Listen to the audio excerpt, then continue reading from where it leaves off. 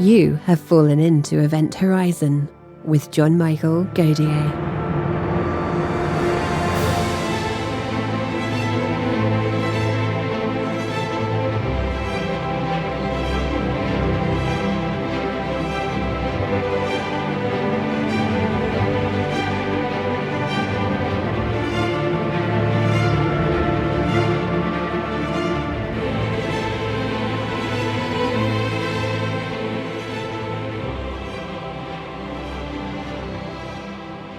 In today's episode, John is joined by Alberto Caballero. Alberto has an MA in Intelligence Analysis and Counterterrorism. He is the host of the Exoplanets Channel, a YouTube channel about habitable exoplanets, extraterrestrial intelligence, and interstellar travel. He is also known for coordinating the Habitable Exoplanet Hunting Project, an international network of more than 30 observatories looking for nearby potentially habitable exoplanets. The team recently reported GJ3470c, the first exoplanet candidate fully discovered by amateur astronomers. In his last paper, Caballero proposes a new type of crewed interstellar spacecraft called Solar One, which could theoretically reach 30% the speed of light. Alberto Caballero, welcome back to the program. Hello, thank you very much for having me here again. Alberto, the mysterious WOW signal of 1977 remains a complete mystery, and it seems like every time somebody comes up with some sort of an explanation for it, it falls flat. Most recently being that paper involving the comets that apparently do not emit radio at this frequency. So what you did here in your new paper is looked at the two possible areas of where the WOW signal might have originated from in the sky, and search the Gaia data for a source or candidate sources. How many did you find, and what's the best one? Yes, well, basically, I found the specific range of stars in the spectrum that I was looking for was between mid-K type stars to G-type stars. So all the G-type stars and just half of the sample of temperatures of K-type stars. I thought that maybe K-type stars, which were much more smaller than the average K-type star, could emit much more radiation and be therefore different than our sun. And basically, I found around 500 stars inside this range of temperatures that could be similar to the sun. I mean, the range of temperatures is really, really large, but that would be the optimistic sample. So I differentiated between the optimistic sample, which included stars in the G-type range and also in the K-type range.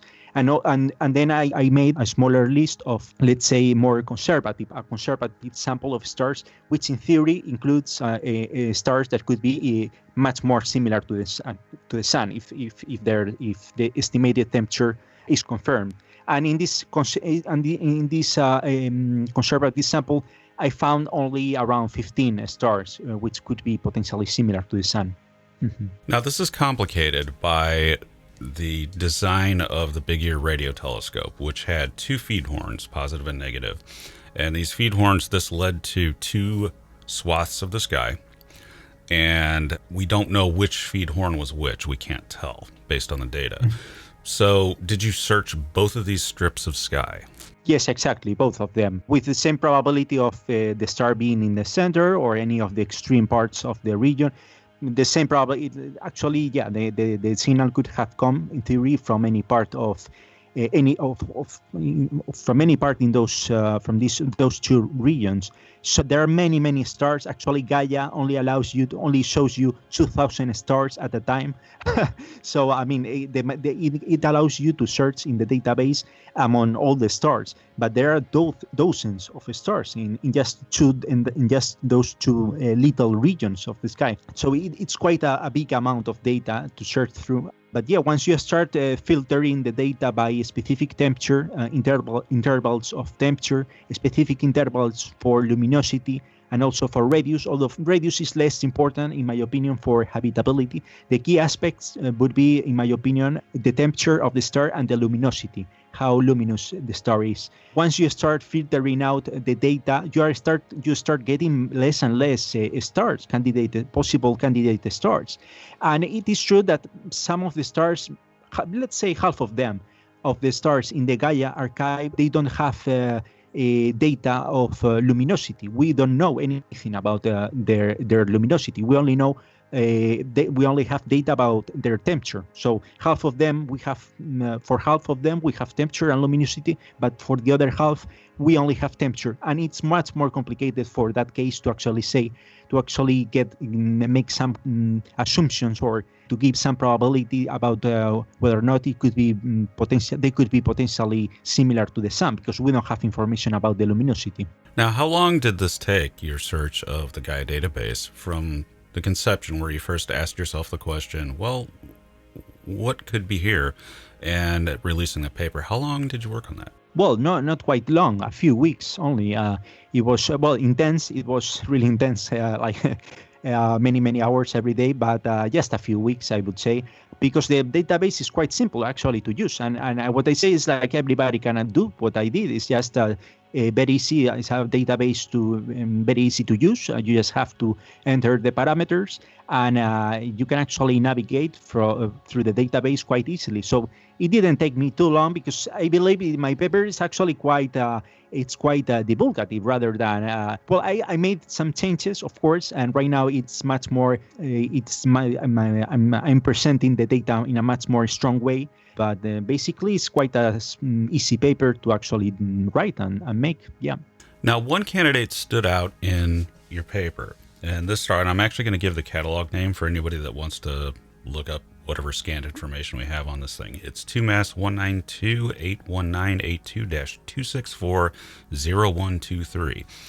This star, based on what we know, is very sun-like, correct? Yeah, that's correct. I mean, this star, in theory, has an estimated temperature of 5,783 Kelvin, which is quite similar in theory, but it's just an estimation. I mean, we also have some error, which I also included in my paper. I mean, I also tried to see which stars have more error for their temperature compared to others. So this star doesn't really have a large error, but it's something that needs to be considered, the interval of error in the estimation of the temperature. But in theory, it's more or less similar to the sun, a radius of 0.99 solar radii, very similar, and luminosity as well, 1.0007 times the luminosity of the sun. So with the estimations of Gaia, we can say that this star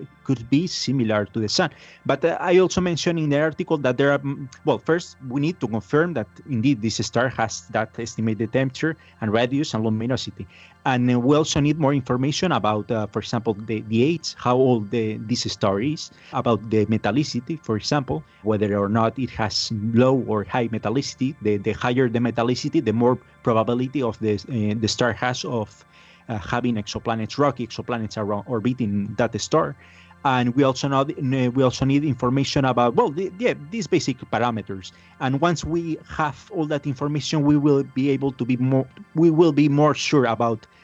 We will be able to say, okay, this star is indeed a solar twin. But right now, with the data that we have, because it's actually a star that doesn't even appear in Simbad, Simbad is quite a large catalog that includes most of the largest and the most known stars. And this star is quite rare. I mean, it doesn't even appear in Google. I mean, and I didn't find any paper about any scientist writing about this particular star. So, yeah, this is one of the candidates. There are more, but yeah, this is the main one. It should be noted, too, that this is sort of a double-pronged discovery, because not only is it useful, of course, for SETI purposes to take a look, because it seems to be sun-like, but it's also a good candidate, because it is sun-like, or appears that way initially, for just searching for exoplanets. So do you think there's any way that a further study of this star can be done to look at, say, radial velocity or any other transit or something like that? Do we have any instrumentation to do that, to try and detect exoplanets themselves around this star? Yes, I mean, well, right now, another aspect, by the way, which I forgot, sorry, it's that we have to check that the star is not variable, because if it's, not variable, a binary star. It probably is not, but if it is variable, a binary star, it could be somehow different. And so far, we have Espresso, which is an spectrograph operated by the European Space Agency, the European Southern Observatory, I believe. And this spectrograph is able to actually detect exoplanets quite small, in the size of the Earth, around sun-like stars, which produce actually, for example, the Earth produces a radial velocity of 9 centimeters per second, I believe. So this spectrograph, Espresso, is able to detect radial velocities of around 10 centimeters per second.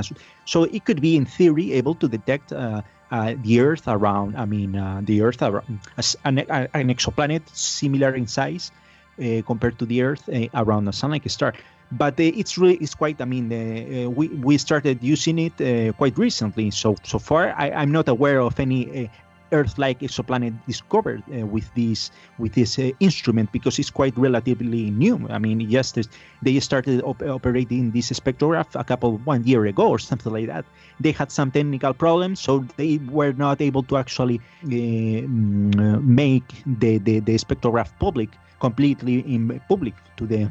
Actually, I think it is in the Very Large Array. They have 4 radio telescopes, and the spectrography is able to work with each of the 4 telescopes, I believe. So I believe that once the scientific community is able to operate with this spectrograph, Espresso, in full mode all the time, I think they will be able to actually find exoplanets very similar to the Earth, which is actually the problem that we have had. If you may take a look to the list of potentially habitable exoplanets, which is actually right now it stands for around 50 or 60, I think. Most of the exoplanets that we have found are they are small, but all of them orbit mostly red dwarfs.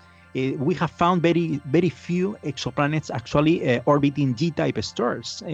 And this is mainly because we don't have the instruments. We didn't have instruments until now, because the transit photometry is not useful for most for the discovery of most exoplanets, because of the orientation of the orbital planes, which are in most of the cases totally different.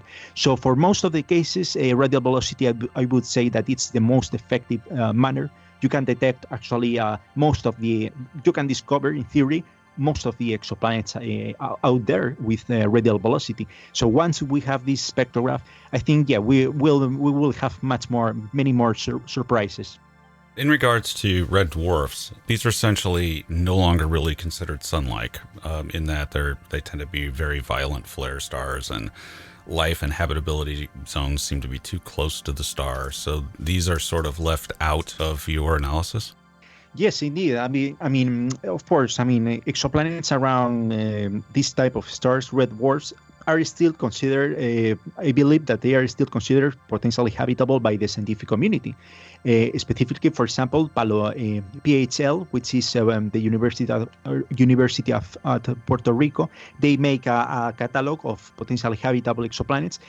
But of course, it's like I use that catalog. I take that catalog as a reference for those exoplanets having a high probability of life, but not necessarily similar to ours, because maybe the problem of red dwarfs is that many of them actually have flare stars. They release flares, and they could actually. That's the case, for example, for TRAPPIST-1, Proxima Centauri.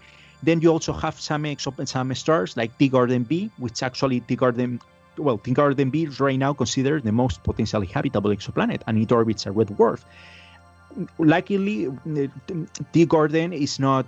It's a quiet star. It does not release flares. But of course, the planets around them could actually have water. If they are in the habitable zone, maybe they have water. But the radiation that you are going to get it might be actually higher. That's the problem, that K-type stars actually emit more X radiation than the sun, than G-type stars, and the same for the red dwarfs. Red dwarfs in general emit more more X radiation than K-type stars in general. So that's why I prefer to focus on those. By trying to, all of this is based on the assumption that the signal, the WOW signal, came from a planet similar to ours, which is quite a huge assumption, because in theory, it could have come from any type of exoplanet or orbiting any type of star. So that's a huge assumption that I make there, which actually, the assumption, that's the primary assumption, that the signal could have come from an exoplanet similar to ours. So if you are looking for an exoplanet similar to the Earth, more or less you would be looking to a star similar to the sun. So that's why actually I try to leave red dwarfs and K-type stars outside. But indeed, the signal could have come from any of these stars that actually have exoplanets that could actually have life, but probably different than ours, than our life as we know it. So maybe they have life, of course, but we are not able to live in their exoplanets, and they may not be able to live in ours, because maybe, I don't know, maybe they need radiation in order to live, like the same as we need, I don't know, we need enough sun. Actually, if you need vitamin D, the D vitamin, if you don't get enough sun here on Earth, you actually get some health problems. So and we can actually get those problems maybe around in an exoplanet around a star with quite a low luminosity. But because that's the problem, if you live in an exoplanet or in a red dwarf, you are going to have much less luminosity in theory. Much less illumination. So there could be some health problems if you are living in an exoplanet totally different than yours. What about the opposite side of the spectrum, type F? Now, these stars are obviously very high in radiation, ultraviolet anyway, and they also do have one use in that they live for billions of years. Maybe not as long as the sun, but they do sort of 3 billion years, they can do that. So did you look at that sort of category where it's sort of a question mark on the other end? Yeah, not really. I also excluded F-type stars, and of course, life could actually be possible. Even us, humanity, might be able to live around in an exoplanet around an F-type, because actually the sun is quite is a G-type star, but quite hot, because the G-type stars have temperatures that go from 5,200 Kelvin to 6,000, and the sun is around 5,700. 5,800, around that. So we're more close to the beginning of an F-type star than closer to the middle of to the typical G-type star. Well, with an average or a medium. Well, the temperature in the middle, let's say. So, it could be a possibility, but I prefer to include K-type stars because of the reason that you mentioned, is that K-type stars actually have longer lifespans, and this type of stars, K-type, actually last longer than the sun. And it is believed, there are some studies indicating that super habitable exoplanets, exoplanets that could be even more habitable than the Earth, would actually exist around this type of stars, around this type of stars, K-type stars, rather than F-type. So that's why I decided to move forward to include the stars with temperatures with a little bit lower than the sun. That's why I moved to the K-type area rather than to the F-type, because it is believed that super habitable planets would actually orbit K-type instead of F-type, with a more distribution of more vegetation in the planets, more water, etc. So similar, like more archipelagos, more islands. It would be, I believe, that life in super habitable exoplanets could be similar to the life that we have here in Cuba, for example, or the Bahamas Island. This type of islands, which is really nice. You would have maybe less illumination in the planet, but of course F-type. So I only consider, for the optimistic sample, I consider stars with temperatures between 4,400, I believe, and 6,000. So the sun is 5,800. So yeah, more or less I included all of them. Also the G-type stars with a higher temperature. And then for the conservative sample, I only focused on a specific interval of temperatures. I only focused on stars between 5,730 Kelvin and 5,830 Kelvin. Only 50 degrees Kelvin below and above the temperature of the sun.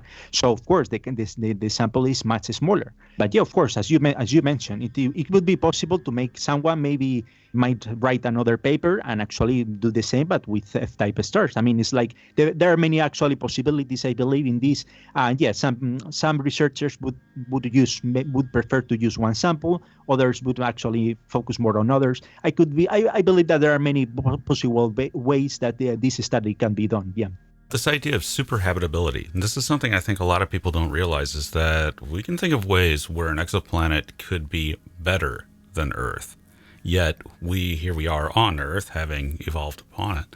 So it's possible that there are life-bearing planets out there that are even better than this planet as far as producing life. And as you note, with the Type K stars, or orange dwarfs as they're sometimes known, could be better than the sun and live way, way longer. Our sun's increasing in luminosity, and it's going to bake the planet within a billion years roughly. Yeah. Well, you have a lot more time with a Type K star, which means that you have way much more time for evolution to occur and life to occur. Now, the other nice thing, of course, being that Type K stars are very, very common, whereas our Type G, not so much. Now, given that the data that on this particular candidate, the best candidate that you found, given that the data came from Gaia, do you have a distance for this star? Yes, around this star would be actually around 1,800 light years from Earth, so quite far. But yeah, again, it is an estimation based on the parallax actually, and the Gaia you don't have information directly of the distance, but they give you the parallax. So with that information, you can actually easily calculate the distance. So yeah, 1,800. And again, I mean, there have been some studies. For example, Claudio Maccone has said that there could be actually extraterrestrial civilizations at similar distances, actually not, I mean, below 500 light years away, quite a low probability. And so he believes, I mean, according to his mathematical calculations, he has suggested that the closest extraterrestrial civilization could actually be between 1,000 and 4,000 light years. So, one of the reasons why I think this distance could be interesting is because of that, because of the mathematical equations and calculations. The other reason is that we have actually we have been several radio observatories in the world, such as the Allen Telescope Array, have been actually monitoring and scanning nearby sunlike stars. So stars such as, I don't know, Tau Ceti, Alpha Centauri A, we have conducted observations on these stars, and we found nothing, no radio signal so far. So that's why we have not really actually observed, in my opinion, very distant stars. Actually, this one doesn't even appear in catalogs such as SIMBAD. So it is quite a strange star. Yes. Well, but there are, I mean, several hundred billion suns in this galaxy, so yeah, the cataloging of them is not very complete. Now, I suppose that at that distance, there's probably not much hope to get data from, like TESS, for example, on transits.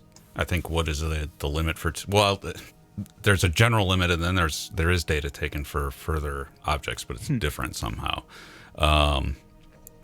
And I think it's 500 light years or something like that. So this would be outside of what TESS could really observe very well.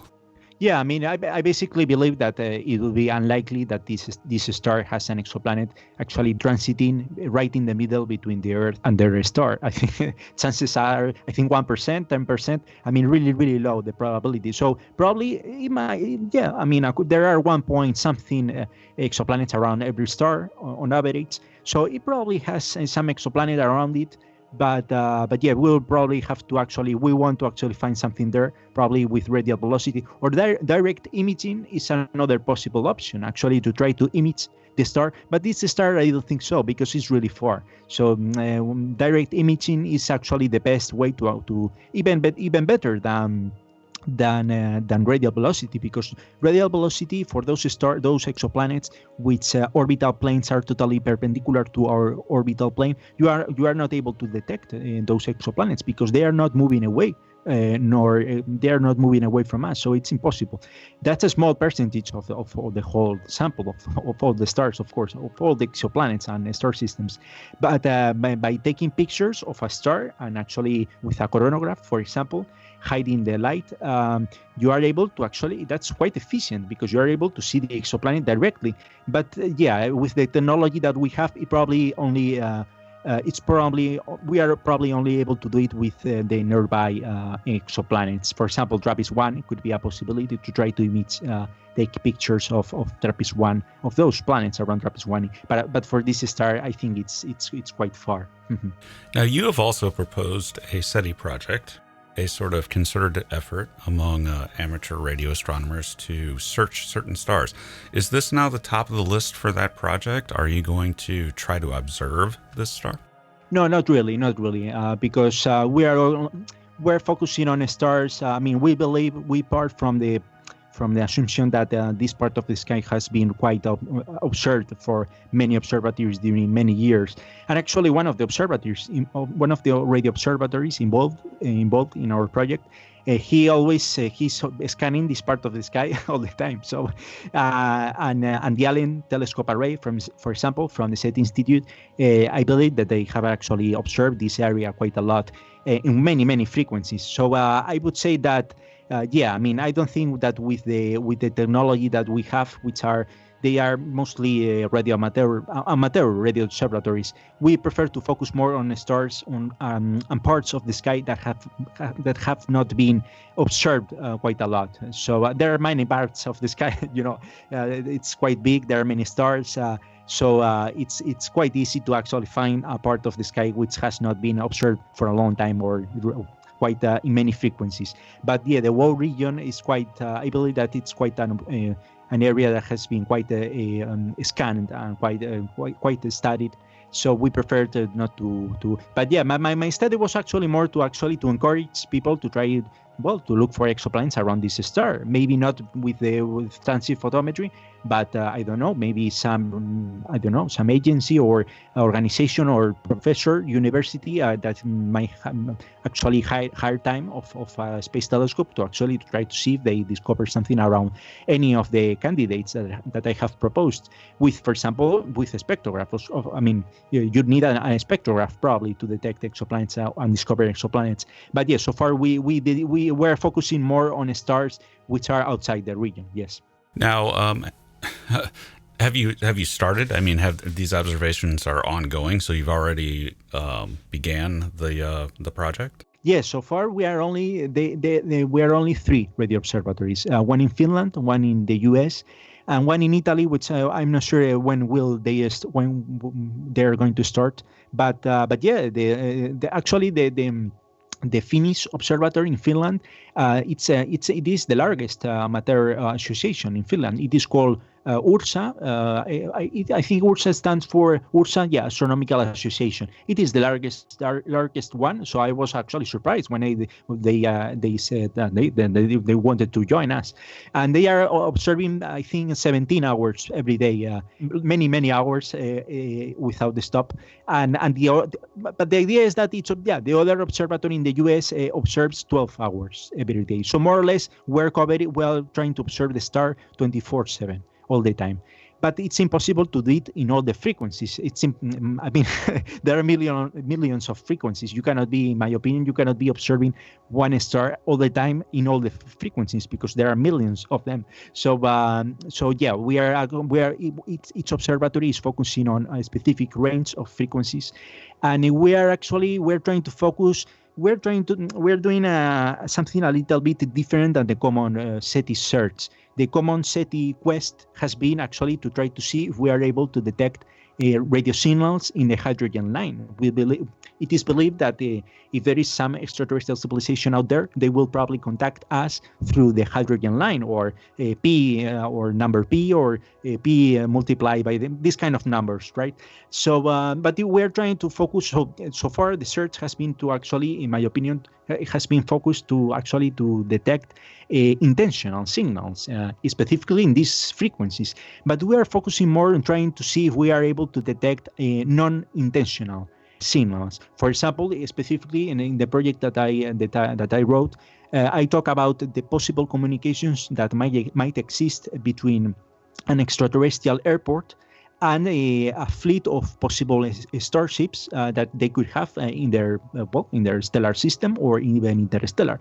So this is quite obviously, for example, the SKA, which is which it will be the largest radio telescope in the world, 1 kilometer array. It's called like that as well. They will actually, part of their research will be to try to see if they are able to detect extraterrestrial airports. So our intention was, of course, going in this direction, no? But of course, it's not the same having a 1 kilometer array than having just amateur radio station. So it's probably, of course, I mean, this is all based on the belief that we're actually looking for a civilization much more advanced than ours. Here we only have on Earth, we have very few interstellar spacecrafts, Voyager 1, 2. I mean, we don't really have many spacecrafts out there. But if we are talking about a civilization which has a huge fleet of starships, maybe the airports in their exoplanet, in the host planet, maybe they have to emit actually quite a strong radio signals in order to be able to reach those spacecrafts, which might be actually in interstellar space. So our idea is to try to detect a signal as strong as the one, very strong signal, as strong as the ones that a signal as strong as the one that the other observatories are looking for, an intentional signal, but in our case, the same strength, but not intentional. So that's more or less the direction. Now, say the WOW signal were to come blasting back while you were running this experiment. That was just above the hydrogen line at 1420 megahertz. Would your radio telescopes pick it up at that signal strength that it was at? Probably yes, I believe. I mean, the strength of the WOW signal was really high, and some of the for example, the observatory in Italy, they have an 8 meter telescope, which is even for amateur radio astronomy, 8 meters is quite. Usually they have between 3 and 5 meters, so this is quite semi-professional observatory. So yeah, they probably would be able to actually to detect, not as good as the big ear radio telescope was able to do it, but of course with less intensity, But yeah, probably yes. I mean, the technology also of the radio telescopes and the feed horns has improved, not much, but a little. But yeah, but of course, we are also observing in the hydrogen line. I mean, we're focusing on those frequencies that we use to communicate with interstellar spacecraft. Which is actually between, I have it here, it's between, it's a specific range of frequencies between 2 and 4 gigahertz. We also, that's the main frequency, between 2 and 4. The frequencies that we use to communicate with spacecrafts outside the Earth. We sometimes use between 8 and 12, and in rare occasions between 27 and 40. So we are focusing on these specific ranges between 2 and 4, 8 and 12, and yeah, for example, the observatory in Finland is focusing between 10 and 11, which is one of the ranges that we use for interstellar communication. To communicate, for example, with Voyager, we have been using, I think, 2.1 megahertz. So, of course, this is also assuming that an interstellar civilization, an extraterrestrial civilization, would use these frequencies. We don't know. I think it's impossible to know. But we are trying to copy what we are doing, trying to say, okay, what if they were doing the same? What if they are actually using the same frequencies that we use to communicate with our spacecraft out there? So we are trying to use those same frequencies to try to see if we are able to detect non-intentional signals. Because I think the chances of detecting an intentional signal is quite low. I mean, why would anybody send us exactly to us among the billions of stars, billions even similar to our sun? Why would they actually send us just any radio signal with? I mean, I think it's more likely to be able to, or to try to be able to find non-intentional radio signals, because that might happen. I mean, if they are actually communicating with the spacecraft and they have a huge fleet, that would happen all the time. I mean, regardless of us existing or not. So that's why I think it's more interesting to focus the SETI search on this type of signals, non-intentional, which is actually technosignatures. It's the same synonym. Well, I think a lot of people don't realize, they always expect sort of a contact type signal that the first thing we're going to pick up is a message. No, not necessarily. If somebody was, say, 10 light years out looking at Earth, they have a good chance of picking up our radar, which doesn't have any messages in it at all. It's just radar. So by looking for things like that, and again, it's hard to know exactly what frequency they would transmit at, and worse, they're probably going to transmit at a very narrow band. So you just have this one little tiny signal sitting there, very constrained, that you just have to see. And I think people don't realize just how hard that is to actually dial that in and hit that signal. But once you do, then there's a bunch of ways that you can tell that it's a technosignature, that it is technological rather than natural. We just haven't seen anything yet, other than maybe the WOW signal, that screams that. But it's only a matter of time. At some point, we very well may see a signal that must be of alien origin, and that nature is just not going to produce that. Now, if you had to guess, just opinion, speculation, do you think we're going to find it within 20 years? Within 20 years? Good question, complicated. Well, I'm quite interested in this radio telescope, the SKA. Well, right now the biggest radio telescope is the Chinese one. They have 500-meter telescope. It is called FAST. FAST. I don't remember the full name. It has 500 meters. But where I really see the future in radio astronomy is having a bunch of small radio telescopes, all of them connected, because it is cheaper, and actually the logistics involved, I think it makes easier to build actually a telescope with the smaller parts rather than just one huge. So I think the SKA, which is the square kilometer array, which is right now it's being built in South Africa and Australia. This will allow us. I mean, it will have 1 kilometer. I mean, the Arecibo Observatory only has an aperture of still has, of course. Nobody. I mean, it still exists. 300 meters. So the 1 kilometer is quite a good area. I don't remember when they are planning to finish the construction of this array. Maybe in 2025, 2030. So I think once we get that radio telescope, we might be able to start doing some really interesting things and trying, because that's the problem. I mean, right now, for example, here on Earth, the airports that we have usually use radars in the kilowatt range, which is actually not powerful. A kilowatt order is I mean, a radar is quite strong, but only on the kilowatt order is quite. I mean, it might not be enough to actually, for an extraterrestrial civilization located far away, it might not be strong enough to actually detect that. But what if an extraterrestrial civilization is much more advanced than ours, and instead of a kilowatt order, they use megawatts or petawatts or exawatts for their radars in the airports? I see this as a possibility.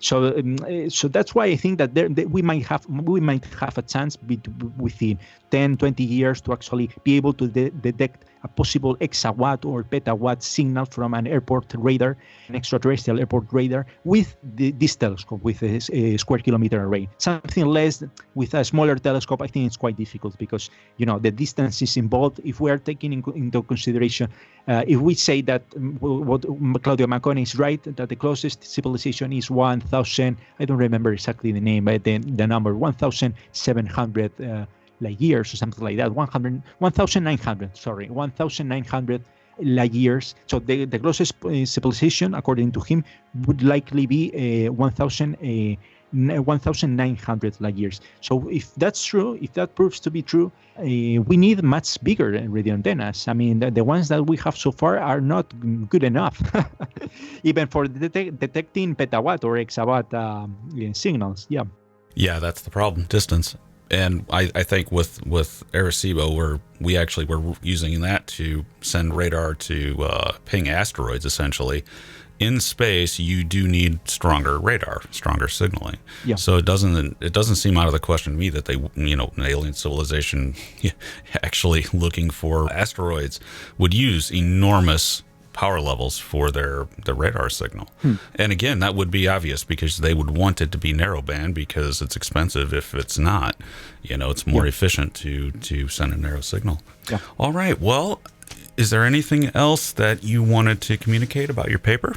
Well, not really. I mean, the paper is available. I'm still making changes to the paper, so everybody is able to actually to see the paper in archive or any media. It has been in quite some news outlets, some newspapers. So if anybody's interested, they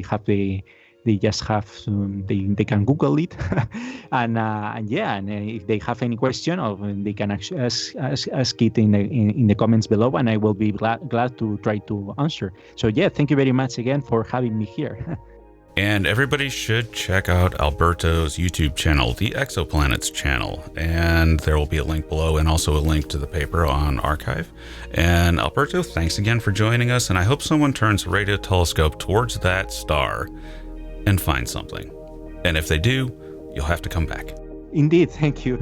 I hope we find it's really, really difficult because we have really small radio observatories, but we will try our best. And actually, what we also want to do is to encourage other people to try to look for signals. And there's also an overview video on the Exoplanets channel regarding this paper as well, which will be linked below. Perfect. Thank you very much indeed. Thanks for listening. I am futurist and science fiction author. Wrong channel. No, it's not. Thanks for listening. I am futurist and science fiction author John Michael Gauthier, currently hosting Event Horizon and wondering where Anna actually came from. One day I had a tablet computer, the next I had a boss. Very disturbing. And be sure. And that's enough of that. YouTuber forever. Like, subscribe, and hit the bell. Sell out. What?